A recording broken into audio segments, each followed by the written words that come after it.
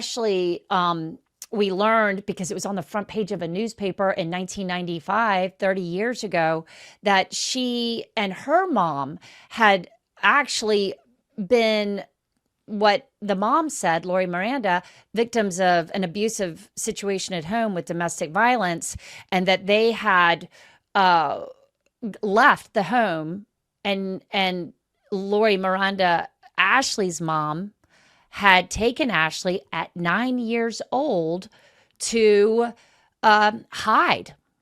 I am with a guest today that I'm so excited to introduce. Anne, it's so good to see you. This is Anne Emerson. She is the senior investigative reporter and journalist and host of the Criminally Obsessed YouTube show, but it is an entire platform owned by Sinclair across. Tell us a little bit about Criminally Obsessed. It's so good to see you again. You too, Thank Anne. you so much for having me. This is Criminally Obsessed. So Criminally Obsessed is a true crime digital platform.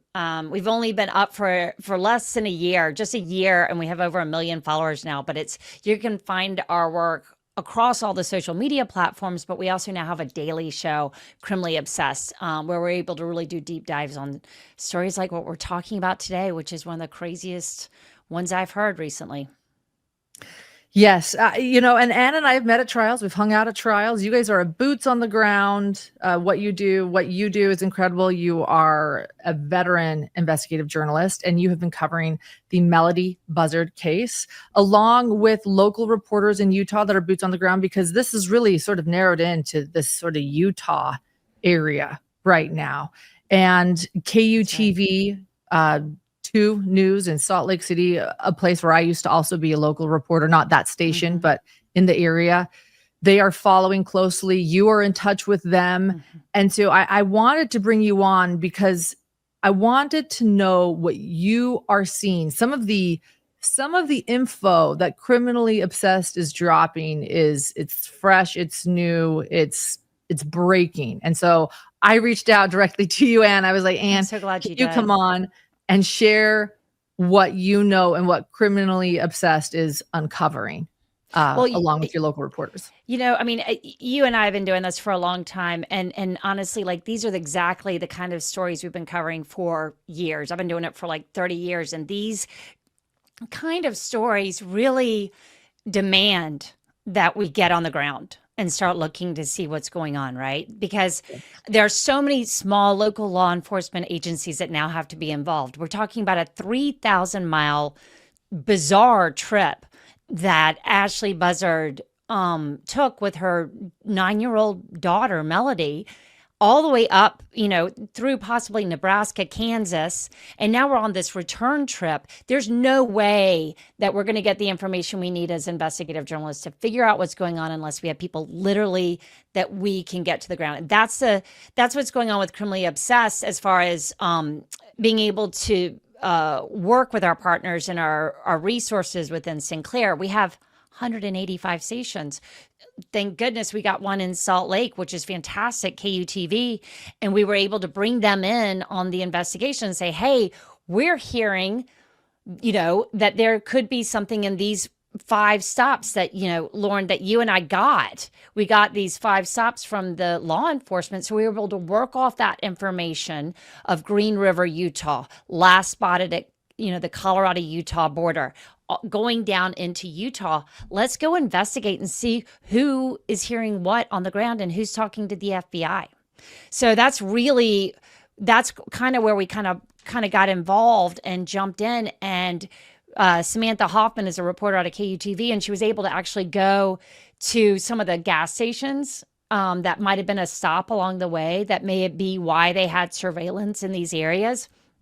And that's when she actually talked to an employee who says she thought she met Ashley, and she told the FBI about it. And then she said that she kind of leaned out of the door of her gas station that she worked at, and kind of leans out and looks and sees what she thought was like a woman who was in her 20s or 30s with purple hair, is the way she described it. So it's just fascinating details. And raises, of course, a million questions like, well, if she's 20 or 30, like, where's Melodee? Or is that Melodee and it was just hard for her to be able to see how old she was? So those are questions that really needed more investigation, and people are getting on the ground and doing it. Yeah, exactly. This woman, or as you point out, maybe it's Melodee, and she didn't get an exact view. She of course didn't know that she needed to be looking in detail at these people, right? That she would be speaking to the FBI about them. But this person really has brought new questions. This possible sighting of another person has brought new questions to this case. I have wondered how it was possible for Ashley to drive so many miles so quickly, right? As well as putting her daughter somewhere, we don't know where, and making that drive so fast. I've wondered, could there have been another person that was helping her drive? Could there actually be a woman in a purple wig or another adult? Or, as you point out, was it Melodee? We simply don't know. But it's certainly another clue in this investigation. And I feel like this type of investigation and crime that we're following here at Hidden True Crime and Criminally Obsessed, all of those little details matter. Those are the details, like when looking for Gabby Petito, for example, someone had dash cam, or a video camera that spotted Brian Laundrie's van, and that led them to, unfortunately, Gabby's remains. But these little clues can have so much information and insight while we need the public's help looking, especially in this region of the country, to be looking at dash cam videos, to be looking at surveillance. So exactly. I mean, and it really is like helping us figure out what this timeline looks like, right? Because one of the things that's driving me crazy about it, and I'd love to hear what you think about it, is, that she went all the way up to wherever she went to, and this was on the return trip. Right, Kansas, Nebraska, take a pic. Yeah. What and happened this is the up return. There? Right. They left. Did they pick somebody up? Why did they go there? We don't even know the motive behind the trip, unless you do. I'm looking for, maybe you know more and you can share more with us today. Well, no, what I think is, whatever happened, and, we can speculate about this. We don't have that information yet, but one thread that I would pull is that whatever happened up there was not the way she expected it to go, or that it didn't pan out the way she thought it would, because I can't imagine her driving that far for no reason. So to be coming back down towards the Colorado-Utah border, whatever happened put her off of the main road to some degree, which is one of the reasons why we were in contact with a PI who is working with Melodee's father's family pro bono. He's been doing it for years. He's been doing it for as long as we've been, journalists, 30 years. He's been out there, boots on the ground, finding people. His specialty is finding people. And I was, he told me that the work that Samantha and I were doing as far as locating this information out of Utah kind of led him into that area. So he's also been able to do a little bit of digging in that area to try and figure out who knows what and get up more flyers, just to have more people on the ground, because this obviously something is going on in this area. To have her spotted at we know, I mean, they're not going to, the law enforcement is thinking all of us as journalists are watching every single move that they're making right now. And for them to make an announcement to say, the last time we spotted them was right here at the Colorado-Utah border, all of our antennas go up and we immediately start doing a very, very close look at what is right after that border. And yes. I think that's where we're going to see some things coming out soon. Yeah. Well, and that is where Samantha, KUTV reporter Samantha Hoffman, went. It was to Junction, Utah, which is about 230 miles from that border. And that is where she sort of said, hey, by the way, and it was fascinating to find out, she had already spoken to the FBI. The FBI had already been there. They are looking in this area. So not only did we discover a possible sighting of a possible other adult, we learned that this is exactly where the FBI is looking. And they're talking to everyone along the route, trying to figure out the next step. And you're right. Law enforcement knows journalists are on this case. And so for them to announce anything publicly is to say, hey, here's a tip. This is what we know. search. That's fascinating though. I don't want to bury the lead of what you just said. You guys have someone investigating then. Pro Yeah. bono And we're able to working. contact him and let him know if there's stuff that we're saying or he's saying, he is working pro bono and he's working with Melodee's father's family is from what we Wow. understand. And we also from what we've been able to gather, that is an estranged situation between Ashley and the father's family to some degree. There hasn't been, according to the father's family, at least that we've been seeing in media reports, that there has been some level of an estrangement. And that brings me to another part of this, which is an incredibly important part, which is understanding what state of mind Ashley has been in during this. You brought it up earlier, and it's something that I've spoken with Bill about, Bill Garcia, the private investigator, who I've got more information coming out today, and will be on Criminally Obsessed. More information that we're getting from Bill and from other people that have been in contact or have been able to watch what's been going on at Ashley's home and Melodee's home. Okay. But when we have talked to him about what's going on right now, there is just this deep concern about the state of mind, because as you said, nobody drives 3 days, 3,000 miles and feels good at the end of it. I mean, we've all taken big road trips. We know what that feels like. And to be in that state of mind, that sort of what I would describe as like a manic state of mind, to be driving that hard, that fast, and then be turning around for whatever reason back into this area, is very concerning. So there's a lot While of switching plates, while switching wigs, Yes. Yeah. I mean, Didn't mean to who interrupt does you. that? Yes, exactly. You're pointing out I agree, either manic or she had help or both. Yeah. Well, and that leads me to something else that I discovered as I was kind of doing some research at the same time that I was sort of learning, as we were sending, or Samantha was getting into the Utah area in Junction, Utah from Salt Lake, going down there and just doing these pit stops. And honestly, I think we're still doing it. So we'll keep you in the loop as far as what we hear in this whole area. But the other part of it, to speak to the state of mind, is that Ashley, we learned, because it was on the front page of a newspaper in 1995, 30 years ago, that she and her mom had actually been, what the mom said, Lori Miranda, victims of an abusive situation at home with domestic violence, and that they had left the home, and Lori Miranda, Ashley's mom, had taken Ashley at 9 years old to hide, and had taken her to hide. Had you heard about this before? No, I need to going. give you the article. Okay. So yeah, and send me the article after, please. Thank you. I will. Yes. So I found this article, and it had been on a thread somewhere that I found out there in the world. And so I had it verified with newspapers.com to make sure that it was all accurate. But the Santa Maria Times did an interview with Lori Miranda, the grandmother, and Ashley Buzzard when she was 9 years old.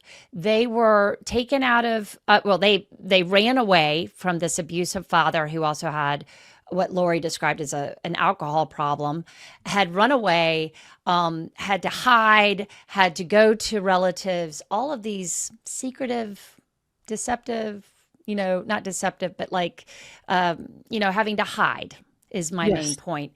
And as they, and Ashley's even quoted in the article, on the front page of this article called School of Hard Knocks, about how uncomfortable she was and how difficult this was and how scary this was.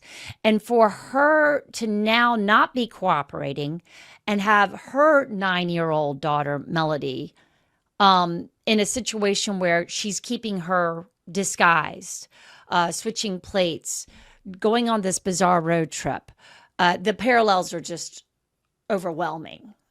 It's almost like this trauma resurfacing that she's acting out. Bingo. Wow. Yes. And the My fact that goodness. this was in a paper, the fact, and this is, and this is interesting from a state of mind. Psychologically, does that mean if it was on the front page of a paper? I know when I was little, my mom used to hold everything that I was in, right? Like every clipping of everything.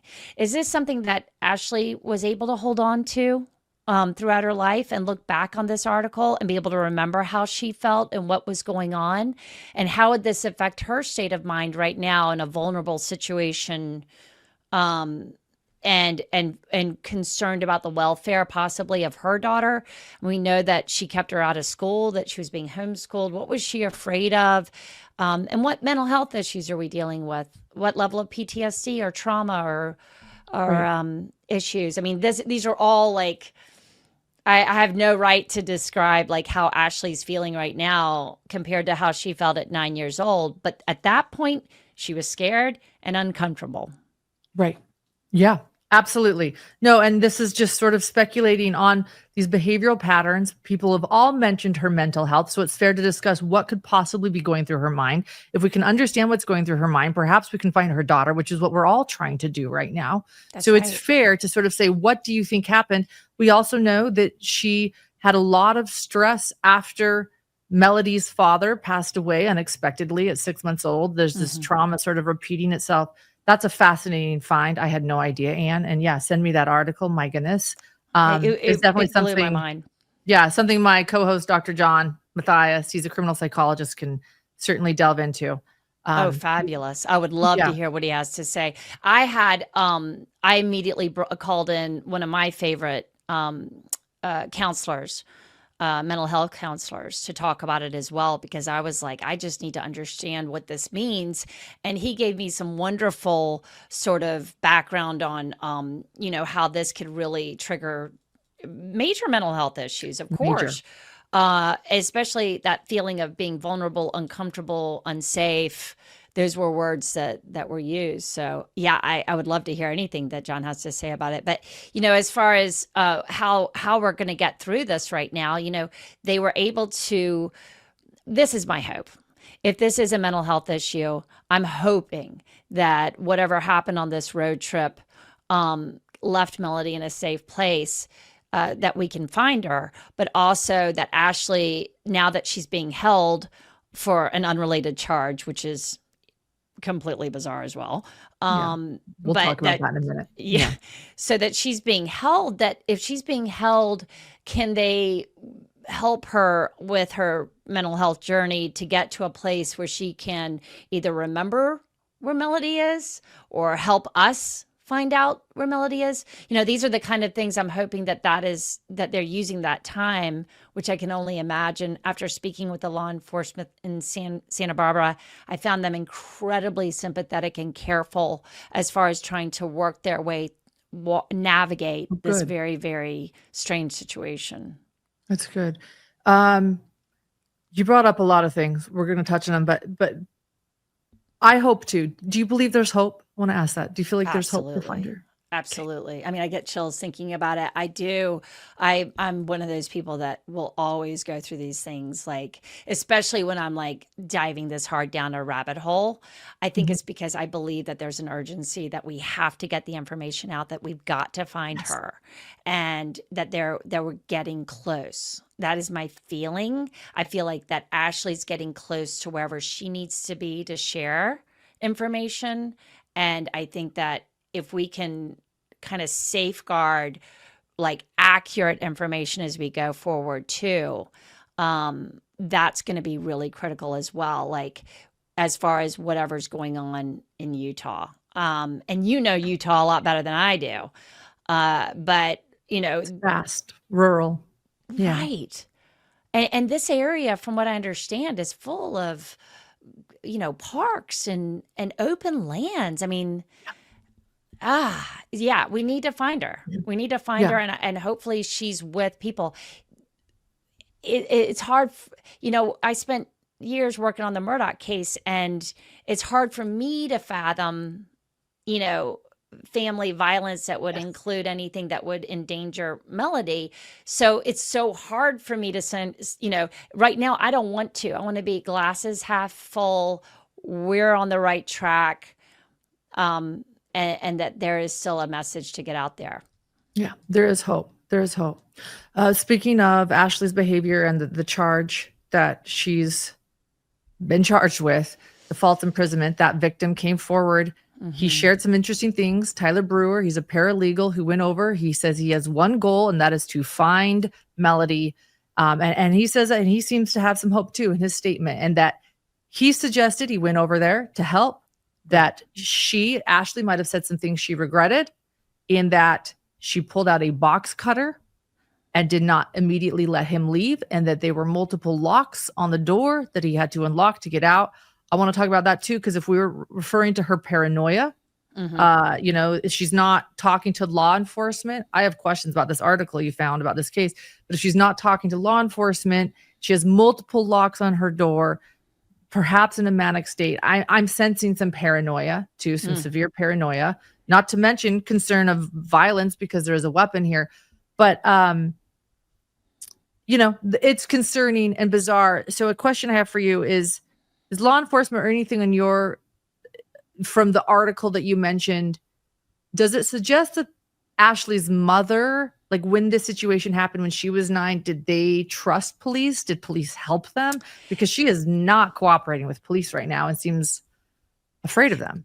Totally. And that was one thing that I kept on kind of pouring over this over and over again. And I get the impression that she was looking for help. The mom of Ashley 30 years ago, when they got into trouble, they were looking to help. They were looking at their family for help. They were unhoused. They went to a homeless shelter. They were trusting to some degree that they would get help.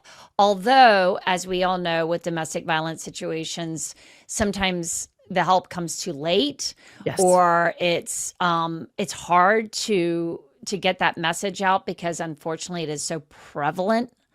System isn't perfect. Yeah. It's not perfect, and it's overwhelmed. And I think it was overwhelmed 30 years ago.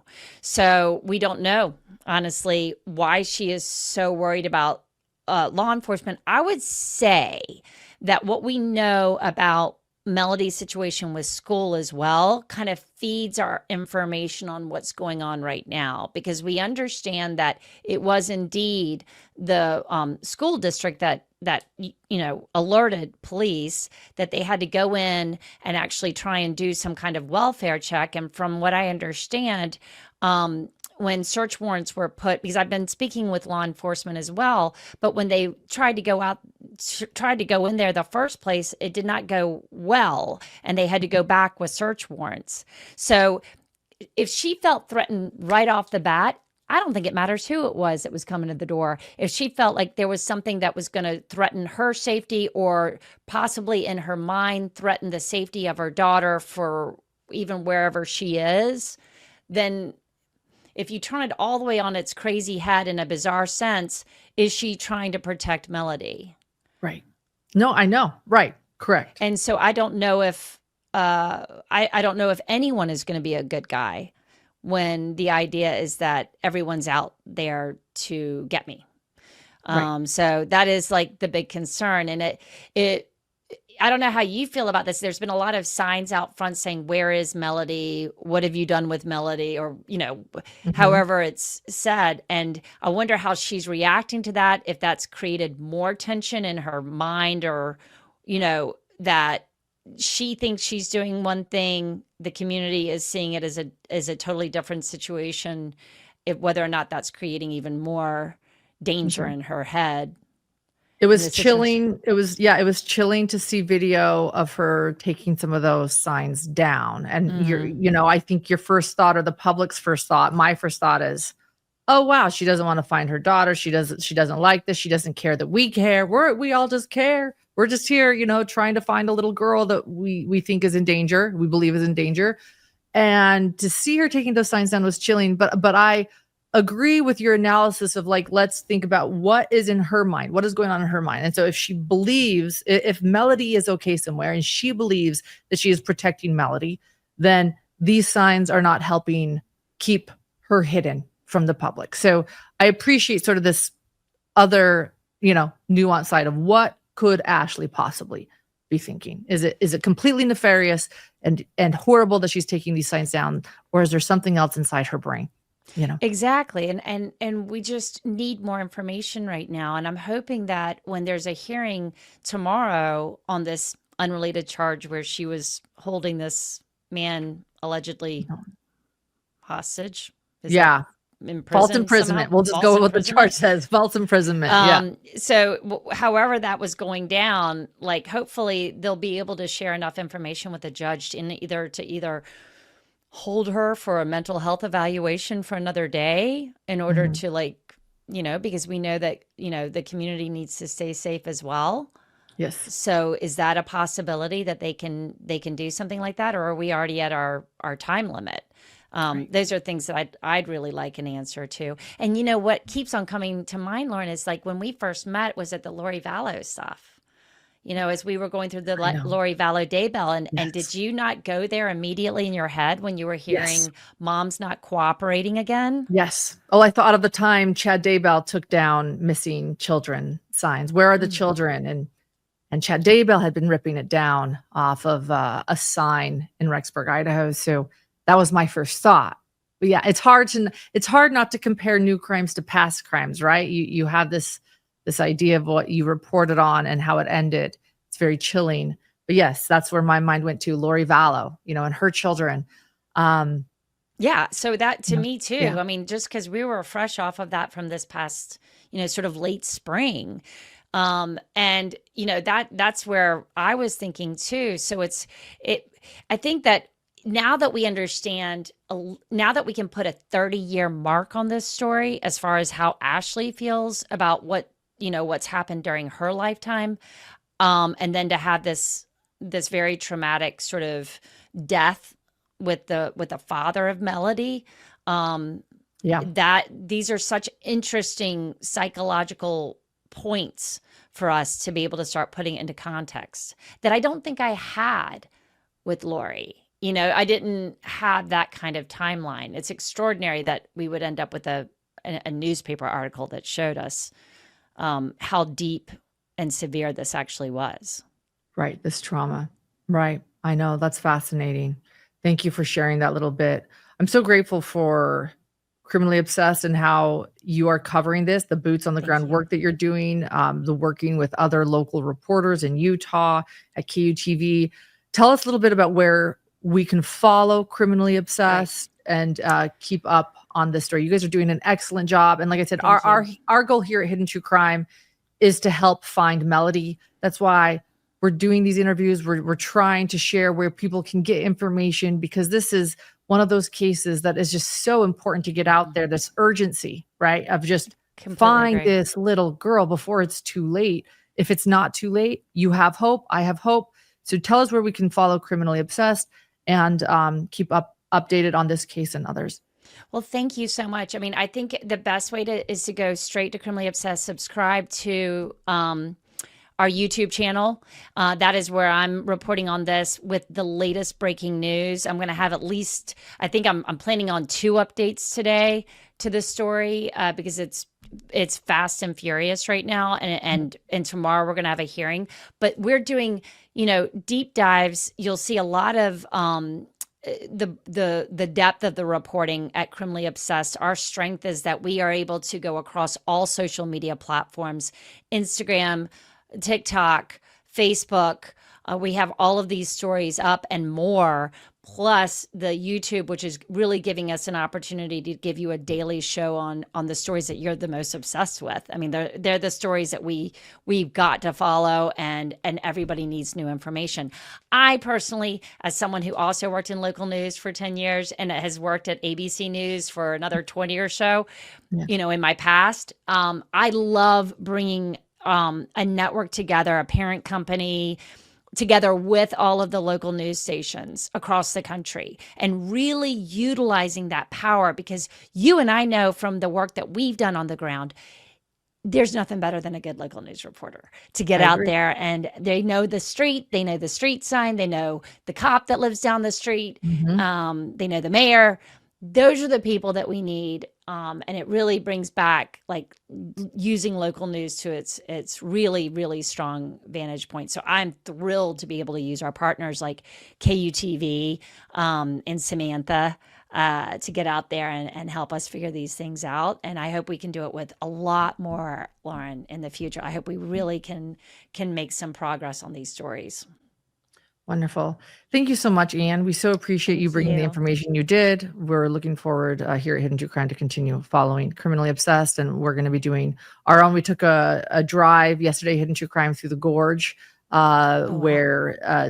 where Ashley allegedly drove back to California, and yeah, we will continue to try to follow this as well along Oh, with I you. So can't wait thank to hear you. what you're hearing and seeing and doing. So yeah, it's great. Thank you so much. Thank you for having me, and we'll stay in touch.